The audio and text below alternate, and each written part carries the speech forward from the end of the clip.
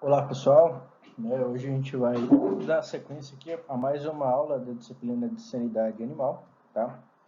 Hoje a gente vai começar a falar das doenças que afetam o sistema nervoso, né, dos animais.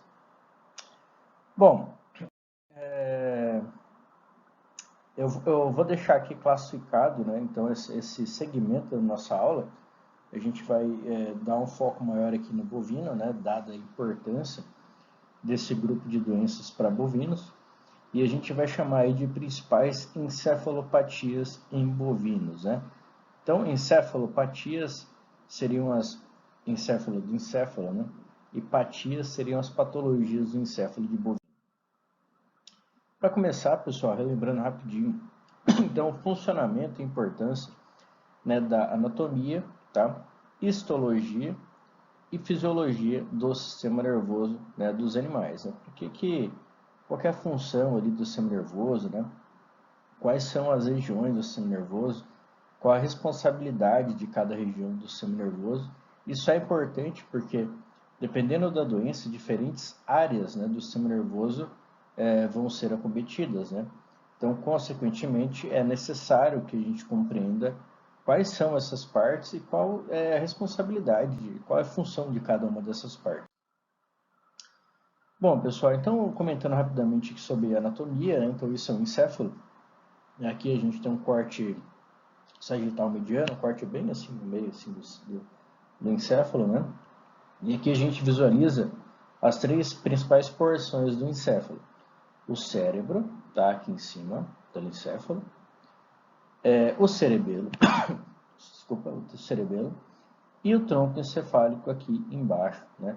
Dando aí uma sustentação, né, no cérebro e cerebelo, né, servindo aí de assoalho para essas estruturas e também fazer a comunicação do cérebro e cerebelo com a medula espinhal, né, aqui atrás, né, que vai levar o resto da inervação, né, o resto do sistema nervoso para o corpo, né, do animal. Então, rapidamente aqui, né, então o cérebro ali, a gente tem todas as funções cognitivas, né, associadas aí a processamento de imagens, o processamento das informações, processamento daquilo que o animal recebe, né? Então a parte de comportamento, né? Acontece tudo aí no cérebro. O cerebelo tem uma importância vital, principalmente para a parte de equilíbrio, né? Coordenação, né, dos animais, e o tronco cefálico vai fazer essa ligação, tá? Do cérebro e cerebelo com o restante ali do corpo do animal.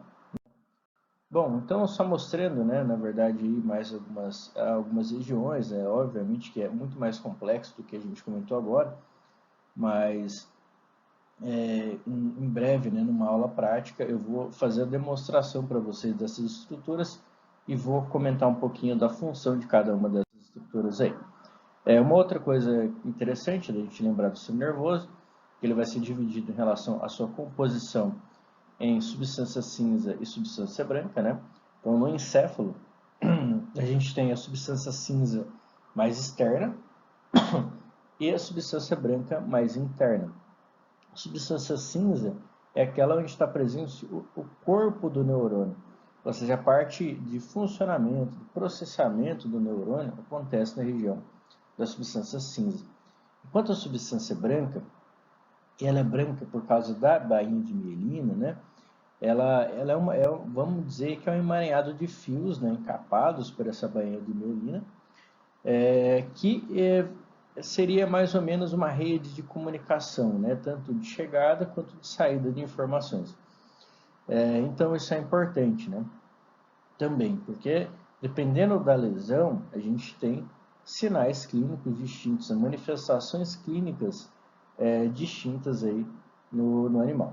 Tá? Na medula espinhal isso se inverte, né? A substância cinzenta fica mais interna e a substância branca fica aí mais externa, né? Tem essa inversão. Então só mostrando, né? Então esse aqui é um neurônio, né? A gente tem aqui o corpo do neurônio, que está ali na substância cinza, né? Junto com os dendritos ali que vão sair do corpo do neurônio. E esses dendritos eles se comunicam com axônios de outro neurônio. Então, por exemplo, aqui tem um axônio, né? Saindo desse mesmo neurônio. E no axônio, a gente tem a bainha de mielina, produzida por célula chamada célula de Schwann, né? Que ela recobre esse fio, imagina aquele encape, imagina como se fosse você tem um fio de energia ali e ele está desencapado, por exemplo, está sem a bainha. Aí você põe a bainha, ela ajuda, né, na condução, né, desse impulso, né? Ela concentra esse impulso, impede que tenha interferências relacionadas a esse impulso. Então a baía de Molinar é uma estrutura extremamente importante, né, que vai estar lá na nossa substância branca. Então, histologicamente, né, o sistema nervoso vai ser composto principalmente por, entre outras coisas, mas a célula principal e é o neurônio, tá? E aí, quais doenças que a gente vai ter que dar um foco aqui nesse módulo aí do curso? Bom, um grande professor aí, que é uma das referências em doença de bovino, o professor Aldo Gava, ele, uma vez, em uma conversa com ele não conversa, acho que uma aula de pós, que eu tive a oportunidade de um dia assistir ao caso lá, ele comentou, não adianta a gente ficar aqui falando de 1 milhão de doenças que existem, né? Porque se a gente for parar para pensar, normalmente as doenças, embora tenham várias, né, a ocorrência maior, a casuística maior, é em cima de um grupo menor de doenças. Então, o mais importante agora é a gente focar, né? Vocês, por exemplo, da zootecnia, vão lidar com quais são as doenças mais comuns que vocês vão ter que lidar, vão ver em algum momento, né, vão ter que se prevenir e assim por diante, né? Então, a gente tem aqui um quadro mostrando a prevalência, né, de algumas doenças aqui em bovino, né? Então, aqui, basicamente, aqui o diagnóstico foi feito dentro desse laboratório específico do Mato Grosso do Sul, e a gente vê que o percentual de casos, ó, fica mais concentrado nas primeiras 4 a 5 doenças aqui, tá? Sendo que as mais prevalentes são botulismo, raiva, polencefalomalácia e uma encefalite por herpes vírus. Então, a gente vai tentar focar, tá, pessoal, nessas doenças que realmente mais acontecem. Se eu pego outros dados, do Mato Grosso, de outras regiões, a gente vai ver que se repete. As doenças do sistema nervoso costumam, né, estar concentradas nesse grupo aí de doenças. E aí, né, a gente vai começar não fugindo desse grupo, na verdade, ali, das doenças mais prevalentes, mas de uma doença que ela tem uma importância muito grande no sentido comercial, tá? E por se tratar de uma zoonose. Então, a gente vai começar a falar daquele grupo das que mais acontecem para falar de uma doença que regula, tá, gente? Então, assim, uma doença que regula boa parte do nosso comércio, ela regula a nossa indústria, né? Boa parte dos procedimentos de indústria acontece por causa dessa doença, então a gente vai começar a falar aqui na aula de hoje sobre esse grupo aqui, né, que é o grupo das encefalopatias espongiformes transmissíveis, né? Então, o nosso foco aqui principal na aula de hoje, tá? Encefalopatia porque é uma doença do encéfalo. Espongiforme porque a lesão característica é formar pequenos vacúolos, pequenas bolinhas ali, lesões em forma de esponja ali no sistema nervoso. E transmissível porque ela transmite, né, de um animal para outro. A gente vai ver em que situação isso pode acontecer. Bom, mas isso não é uma doença específica, tá, gente? Isso se trata de um grupo de doenças, tá? Onde eu tenho vários animais, né, espécies de animais que podem ser cometidos. Então, em ovinos, por exemplo, a gente tem uma doença chamada scrape, que pertence a esse grupo. Eu tenho em bovino a encefalopatia espongiforme bovina, sigla EEB ou BSE, que é popularmente a doença da vaca louca. E eu tenho também ela ocorrendo em alguns animais selvagens, e no humano também, na forma principalmente de uma doença chamada de curo, né? Que é uma doença que acontece em tribos canibais, tá? E a Creutzfeldt-Jakob, né, a CJD, que é uma doença também de grande importância para o ser humano. E existe uma relação entre essas doenças em animais e humanos, né, que ainda precisa, obviamente, ainda de muita investigação, tá? Por se tratar de uma doença de 100% de letalidade, nessas encefalopatias espongiformes transmissíveis. E aí a gente tem também em humano a nova variante dessa doença, que tem relação direta com o início, né, da ocorrência, da existência aí da doença da vaca louca, né, da encefalopatia espongiforme bovina. Então, quando começou essa encefalopatia espongiforme bovina, pouco tempo depois começou a acontecer essa nova variante em humanos, tá? E daí tamanha a importância que a gente dá aqui quando a gente fala da doença da vaca louca. Bom, só mostrando, né? Então, no sistema nervoso, todas essas doenças têm uma característica em comum, tá? Elas causam esses vacúolos aí no sistema nervoso, né? Por isso, espongiforme.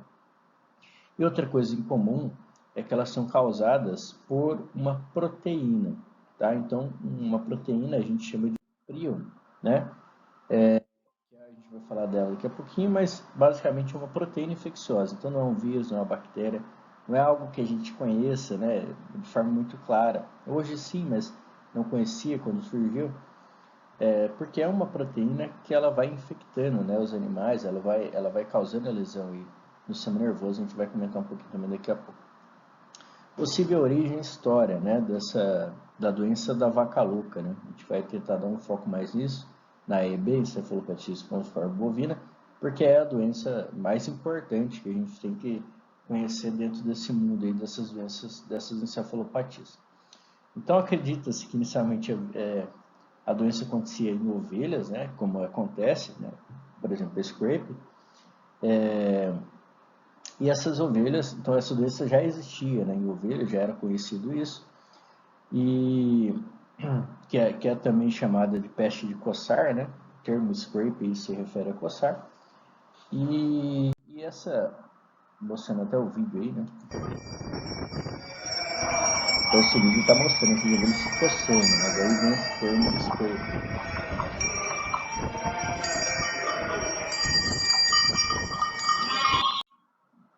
É mais uns. Se coçando no corpo, né? Isso é a scrape. É uma doença que já é antiga, tá? Já tem relatos biológicos, eu já tinha relatos há bastante tempo isso. E ela causa, né, pessoal, essa coceira de origem neurológica. Não é irritação de pele ali que você está coçando, você coça porque está irritada a pele. Mas você vai coçando porque o seu sistema nervoso te indica ali que precisa coçar. Tá? E aí, basicamente, a proteína infecciosa, ela causa isso, ela degenera o neurônio, tá? Causa esses buracos aí dentro do neurônio. Então, a possível origem da doença da vaca louca, né, a gente tenta explicar da seguinte forma. Existia scrape, né, então a proteína estava no sistema nervoso de ovinos, ou de um outro animal, tá? Ou de outro animal que seja, até que um belo dia de domingo, através da alimentação, tá? Então fábricas de ração, produção de ração, tá? Foi usado farinha de carne, farinha de osso, algo do tipo. Isso foi parar na dieta de bovinos. Na verdade, isso era muito comum, tá? No mundo inteiro, em especial no Reino Unido. Só que um dia, uma ovelha infectada caiu no sistema e começou a aparecer a doença da vaca louca, né? E através de farinha também de carne e osso dessas vacas com, né, a doença da vaca louca já, com a BSE, foi feita mais ação e essa proteína foi circulando aí e começou o surto da vaca louca aí em bovinos, tá? Então, tudo é relacionado à indústria. Acredita-se que esse processo ele tem uma origem histórica quando houve uma alteração de processamento, né, dessas farinhas. Houve uma alteração de temperatura, né, e pressão, tá, colocada nesse tipo de produto, e aí o prion sobreviveu e caiu dentro da alimentação animal.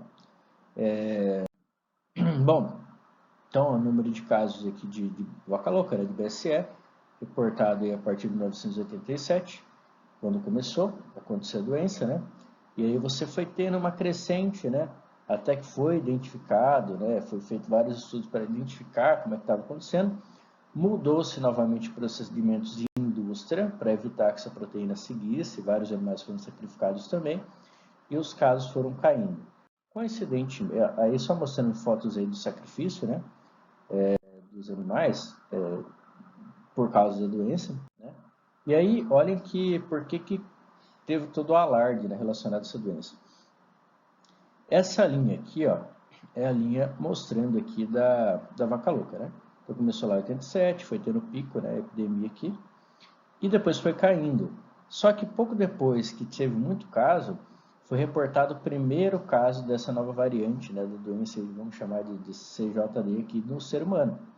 Então existiu uma correlação entre aparecer o primeiro caso da doença no ser humano e da surgimento dessa doença da vaca louca. Então, aqui as autoridades, né, e o mundo ficou preocupado, né, porque imagina, pessoal, que uma proteína de origem animal, caso uma doença 100% letal, estava circulando e estava passando por humano.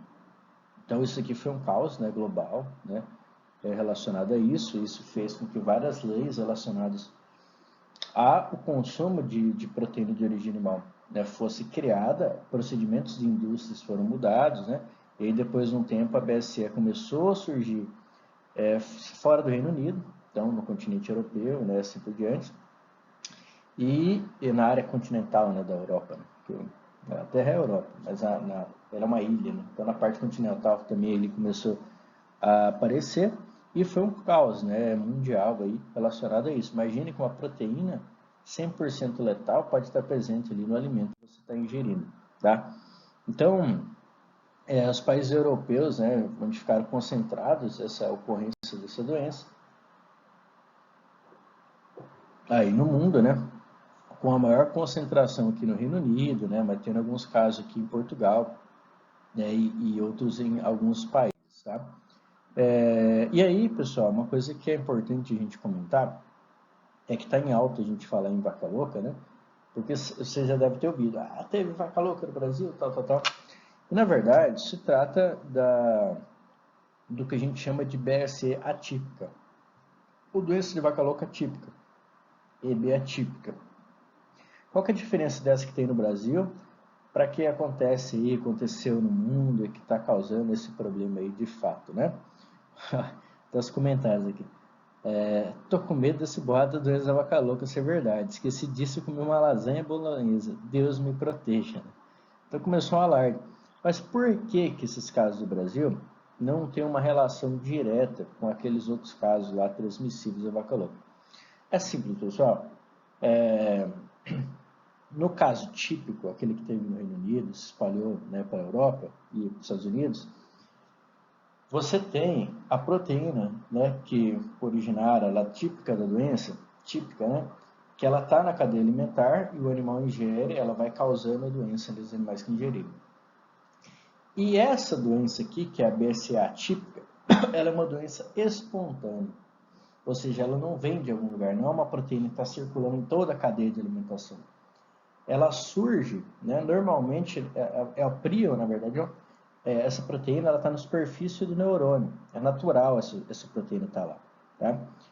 E aí, devido normalmente à idade ou outros fatores, mas mais associado à idade, animal muito velho, essa proteína se muta, tá? Espontaneamente, naturalmente. E aí ela começa a causar aquela mesma lesão de encefalopatia, tá? O animal fica doente e morre. Então não é uma proteína que está na cadeia alimentar, ela surge espontaneamente do animal. Normalmente o animal tem sinal clínico, morre e acabou por aí. Se o animal for para o frigorífico com sinal clínico daquilo, ele não é aproveitado para consumo. Então existe uma rede de proteção, né, contra esse tipo de situação para a gente, né, que é a vaca louca típica. Então a vaca louca típica ela não tem relação com aquela outra EB, com exceção de que ela também é causada por um prion, só que esse prion ele não veio de algum lugar, ele surgiu, ele nasceu espontaneamente do sistema nervoso daquele animal. Então o peso até molecular dele é diferente, a gente consegue identificar no laboratório essas diferenças. Então, atípica, não temos controle sobre isso. Pode acontecer, vai, no animal velho. Porém, é extremamente importante que a gente diagnostique. Por quê? Se ela é espontânea, não depende do fator, todo mundo que tem rebanho grande vai ter a doença, acontecendo ocasionalmente. E se eu identifico, é porque meu sistema de vigilância contra outras doenças e contra a BSE típica mesmo, está funcionando. Então isso é positivo para o país, tá? Surge o alarde, né? Existem restrições relacionadas a ter essa doença atípica. Muita gente se aproveita disso, né? Foi o caso aí de alguns países da Europa e a China, países asiáticos, que aqui tem uma restrição, né? Então deu o caso de vaca louca tipo, opa, agora eu posso não comprar a carne de vocês. Mesmo que eu prometia pagar um contato bem alto lá, tá? E aí isso causa uma crise interna, né? Mas não é o foco da nossa aula aqui. Mas foi o que aconteceu, tá? Recentemente. A China tinha comprado lá, tinha feito contratos absurdos, bons de preço, tirando outros mercados do jogado, o Brasil negociou com a China, e aí devido ao surto da vaca louca, ela falou, opa, não, então agora eu tenho direito a não comprar mais por um tempo. Então é usado isso também em jogadas comerciais, tá? Depois a gente debate aí sobre isso, tá? Bom, como é que está a situação aí, né, uma das últimas que eu achei de 2017? A situação é essa, pessoal. Os membros reconhecidos livres, com risco que a gente pode até negligenciar, são riscos praticamente zeros, né? São os que estão em verdinho mais escuro, né? E o Brasil está nessa lista, tá? Os que têm risco controlável, né? Como por exemplo aqui Canadá, né? Você vê alguns países aqui da Ásia, aqui o Oriente Médio, e a Europa também, tá? E em cinza tá aqueles que a gente não conhece como é que está a situação no mundo. Então, é uma doença que está assim controlada, né? A ABS é típica, a atípica não depende da gente, né? Então, o Brasil ele é livre, né? Considerado livre da doença, reconhecido por Organização Internacional de Epizootias, tá? Então, na verdade, pessoal, a gente tem aí na mídia, né, uma histeria, um pânico, um medo, sendo que na verdade o perigo atual ele é bem pequenininho. A gente tem uma rede de controle muito boa. Os nossos frigoríficos, o pessoal que trabalha nas agências de defesa faz um trabalho muito bacana para evitar que essa doença entre no Brasil, tá? E se ela entrar, impedir que ela se espalhe. E se ela se espalhar, impedir que ela vá para o mercado consumidor. E existem várias leis, né, que regulam isso para a gente, tá? Bom, pessoal, o diagnóstico normalmente então, ele é feito com a base clínica, né? O animal tem apatia, o principal quadro clínico ele observado, né? Dificuldade em locomoção, tá? E aí a gente conhece aquela lesão no cérebro, né? Normalmente, pessoal, isso daí é doença de sistema nervoso, tá? Vocês vão ter que chamar um veterinário e esse veterinário vai ter que chamar um órgão de defesa, né? Ou você pode chamar um órgão de defesa direto, porque quadro de sistema nervoso temos que envolver os órgãos de defesa locais, como por exemplo em Rondônia, o Idaron. E o etiológico, pessoal, lembrar que é uma proteína que causa isso, né? Proteína chamada prion, né? Para caracterizar o agente, né? Como é que foi descoberto, né? Que era uma proteína que estava causando isso daí? Foi pego o cérebro de animais infectados, foi tirado o extrato inoculado em animal sadio e produziu-se a mesma patologia, né? Também do extrato, a gente pode purificar esse agente infeccioso, pegar a menor partícula possível inoculada em animal e ele vai repetir a mesma doença. Ele tem postulados, né, que é o postulado de Koch, que a gente usa para descobrir qual que é o agente que está causando ali de fato uma doença, né? Esses daí são os postulados de Koch, fique à vontade depois para ler e estudar um pouco sobre isso, mas é esse postulado que foi dos primeiros que a gente usou para começar a entender, né, qual que é o micro-organismo que causa uma doença X, né? Basicamente a gente segue essas regras aí para tomar essas decisões. Podem pausar o vídeo aqui, podem dar uma lida para vocês entenderem, tá? Não vou cobrar isso aqui de vocês, é mais uma curiosidade.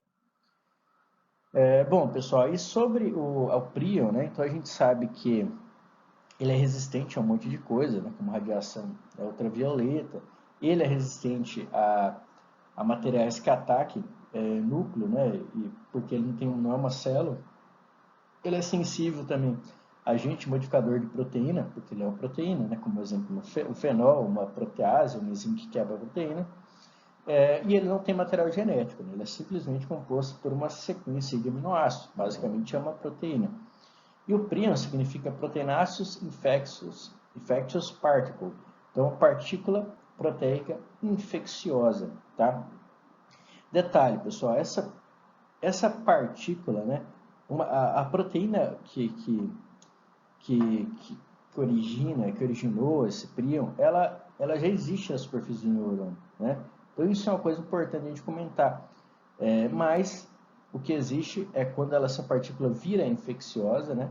E aí começa de fato a causar essa doença. A gente não sabe de fato como que surgiu isso no mundo, tá? Mas é uma doença muito antiga. Não a BSE, né? Surgiu lá no final ali de 1970, mas em animais como ovinos e em seres humanos já tinham relatos, né, da existência dessa doença. Bom, então aqui um pouco de sensibilidade, né, em relação ao agente, à radiação ultravioleta. Ele não, o scrape ali, né, que é o agente da doença scrape, a proteína, ela não se muta, tá? E aí uma coisa que eu acho terrível dessa doença, né? Isso aqui é a proteína normal, o prion normal, que existe na superfície do cérebro. Azulzinho, né? Olha aqui embaixo, né? E o vermelhinho é uma doença, é um prion infeccioso. Quando uma proteína normal se encontra como infecciosa, ela converte aquela normal em infecciosa. E aí vai criando proteínas infecciosas, essa proteína vai migrando no sistema nervoso e aí para frente é só para trás, né, como diz o outro. Então, o fato delas interagirem já vai dando origem a mais proteínas infecciosas, tá? Então, o vídeo aqui do animal com um quadro clínico, né, de ataxia, né, dificuldade de se manter em estação, de manter em pé. Às vezes o animal apresenta hiperestabilidade, fica nervoso, fica mais agressivo, né, daí o nome medical disease, doença da vaca louca. A presença de dificuldade de se manter em estação também. É que vocês estão vendo a agressividade, né? São sinais inespecíficos, mas acontece aí na EB.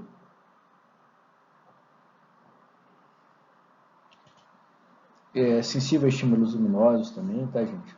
Então, um vídeo aí dos quadros clínicos aí para vocês.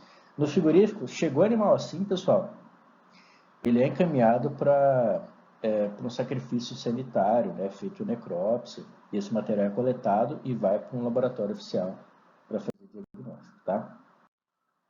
Bom, só mostrando, né, não tem alteração que você vê no encéfalo de fato, é só no microscópio que é possível ver esses vacúolos, né, da encefalopatia espongiforme, que são essas bolinhas brancas que vocês estão vendo aí, né? É feita uma marcação, né, no laboratório eles fazem até aquele imunossoquímico para marcar essas proteínas, como vocês estão vendo aqui, são esses pintadinhos de marrom. Isso detecta a presença do prion, tá?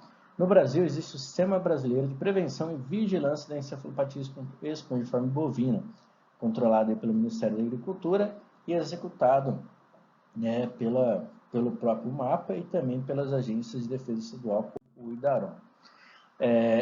É muito antigo, tá? As normas, as regras, né, os procedimentos adotados referentes à EB, mas a partir de 1990, né, já teve restrição de importação de bovina de outros países que tem risco, né, para a EB, e aí depois foi feito a restrição de importação de farinha de alimentos de origem de ruminante, e aí, número 3 aqui é um dos fatos mais importantes para a gente aqui na zootecnia. Proibição de alimentar ruminantes com certos produtos de origem animal, chamado feedback. Então, essa legislação, ela rege fábrica de ração, né, confinamentos e tudo mais. Então, os órgãos de defesa, como o IDARON, eles vão nas propriedades, vão lá no coxo, eles andam com um teste rápido, né, um kitzinho, e para ficar buscando ali se tem ou não tem proteína de origem animal na dieta. Tá? E se for constatado, os animais podem ser todos sacrificados. Então, esse feedback é uma legislação extremamente importante aqui no Brasil, tá, gente? E aí, entre outras, né, organizado uma rede de diagnóstico, né, uma organização do plano. O Brasil é muito rígido. Eu acho que, assim, de legislação para a EB é um dos melhores, assim, do mundo, talvez. Funciona muito bem, é muito competente esse setor aqui dentro do governo, tá? E a ação desses setores também. Posso dizer dentro do Ministério da Agricultura, né, a atuação dos fiscais do frigorífico e os próprios agentes de defesa, né, do Estado, né, que são muito treinados para a coleta desse material e assim por diante, e para a identificação rápida e precisa dessas doenças do sistema nervoso, tá? Então, a estrutura básica do Plano Nacional aqui do Brasil, né, de controle das EBs, da EB, a gente tem um controle de importação, tá? Animal, produto e tudo mais. A vigilância, de fato, ali nas populações de bovino, né? medidas de mitigação de risco, por exemplo, lá nas fábricas de ração, graxaria, no abate e tudo mais, controle e avaliação, que é basicamente a parte de treinamento, né, de educação sanitária da população e das equipes. Né? E os segmentos envolvidos no plano. Então, a gente tem o Ministério da Agricultura, os órgãos estaduais, né, e o setor produtivo em conjunto trabalhando para a gente evitar que essa doença entre no Brasil. Afinal de contas, se um dia entrar, ela causa um grande pepino impacto, né? Grande embargo sanitário. Isso aqui para mim é fantástico, né? Se estudar bem essa via aqui, você vai entender que é muito difícil a gente ter a doença. Por quê? Olha todos os pontos de controle. Primeiro lá em cima, restrição de importação. Ou seja, não está entrando a partícula. Vamos dizer que ela entrou um bovino infectado. Você tem todos os programas de vigilância do sistema nervoso. O animal tal, na propriedade X, está com uma doença do sistema nervoso. Você tem equipes que se deslocam e fazem diagnóstico. Não pegou ali e foi para o matadouro. Lá no matadouro, os materiais de risco, né,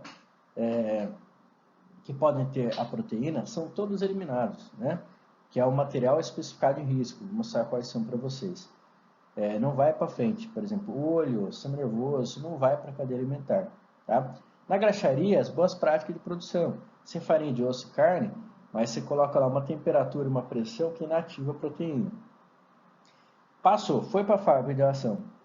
Você tem a proibição de bater produto com alguns, né, desses produtos de origem animal. Ou seja, tem tudo que é feito ali realmente para a doença não se propagar. Né? Primeiro, não chegar, e se chegar, até ela um dia causar problema, a gente tem toda essa rede de pontos. Né? Bom, o material especificado de risco, né, que é o MER, né, isso cai muito em concurso, são esses: é o óleo, cérebro, tonsilas, né, medula espial e ilha distal. São partes que são removidas e incineradas no frigorífico. Isso é obrigatório, tá, gente? Em todos aí, abatedouros. Mostrando aqui algumas partes, né? E aqui é a região onde o prion normalmente se multiplica, né? E causa lesão. Região do óbix. Então, essa região aqui que é usada aqui para diagnóstico. Lá na abatedoura, eles têm uma colherzinha que eles enfiam lá dentro, puxa esse troço, né? E mandam daí para fazer as análises dessa região específica, tá? Só mostrando, né, a retirada aí desse material, né? Bom, tratamento, né? O que a OIE fala? Uma proteína é muito complicado, né? Eu falo que é o tratamento ali dentro do alimento da pessoa, não é o tratamento do animal, não tem volta ali para o animal, 100% fatal. Mas a própria OIE, ela estipulou o tempo, né, mínimo e a temperatura mínima que esse alimento precisa passar para eliminar a proteína. Então, processamento em atmosfera saturada a vapor, né, é uma temperatura com umidade, né? Então, temperatura mínima de 133 por um período mínimo de 20 minutos a uma pressão absoluta de 3 bar. Então, esse é o processamento reconhecido para a IE que inativa, né, a capacidade de efetividade do vírus, tá? Do vírus, da proteína, perdão. Então, só mostrando o manualzinho aqui do Ministério da Agricultura, falando que é extremamente importante, pessoal, esse detalhe. É proibido alimentar rebanho com cama de aviário. Por quê? Porque a ração na dieta de aves, suínos, né, mas de aves aqui por causa da cama de frango, você tem produtos de origem animal na dieta. Não é proibido para esses animais. Então, consequentemente, a cama desses animais onde eles ficam, que tem resto de ração e dejetos, né, vai ter essa proteína de origem animal. Então, é daí que vem essa proibição, tá? Isso é importante vocês saberem também. Aí o Ministério da Agricultura tem testes confirmatórios, né? Os mais utilizados, imunossoquímica, o Western Blot, mas ele já não passa por vocês, né? A partir do momento que você comunica uma suspeita, os procedimentos oficiais são feitos pelos órgãos competentes, né? Só mostrando as fotinhas para vocês aqui, né, dos neurônios, né? Alguns vacúolos que a gente observa, e aqui uma marcação dessas proteínas em rosa presentes no neurônio, tá? E aí, aquela história do atípico, né, que vocês vão ver isso, pessoal. Espero que não todo ano, mas ocasionalmente vocês vão ver isso daí, e vai espalhar aquele, nossa, vaca louca no Brasil, mas agora vocês já sabem o que isso significa, né? Só para mostrar aqui para vocês, então, no mundo inteiro, né, é feito esse controle, né, do prion da vaca louca atípica, né, da BSE atípica, E sempre essa proteína, a gente consegue, através da técnica de Western blot, né, a gente consegue identificar se ela é típica ou se ela é atípica. Se ela surgiu no animal espontaneamente, não faz parte de uma cadeia de transmissão, ou se ela veio de uma cadeia de transmissão, porque daí é atípica, aí a gente tem que se preocupar. Tá? E aí mostrando mais essas medidas, né, adotadas pelas unidades, né, quando tem problema a campo, tá? Basicamente, quando tem um problema de animal com sistema nervoso, qual é o procedimento de campo até chegar no laboratório e voltar para campo, né? Então, depois vocês podem pausar o vídeo, dar uma olhada. O que normalmente a Agência de Defesa Estadual, no nosso caso o Idarão, vai fazer quando você tem uma chance de ter uma doença, uma encefalopatia. Bom, sobre a BSE, então um breve questionário para vocês, para a gente encerrar aí por hoje, né? Qual é o agente etiológico, quais suas características, né? Façam uma revisãozinha sobre ele, né? Busquem no Google e tal. Como a doença apareceu, como ela se propaga, tá? O que o Brasil faz para prevenir a doença e o que é o MER, beleza? Essa é a nossa aula de hoje, encerramos por aqui. Muito obrigado. Qualquer dúvida, deixe aí nos comentários ou lá no grupo do WhatsApp. Até mais, pessoal. Valeu!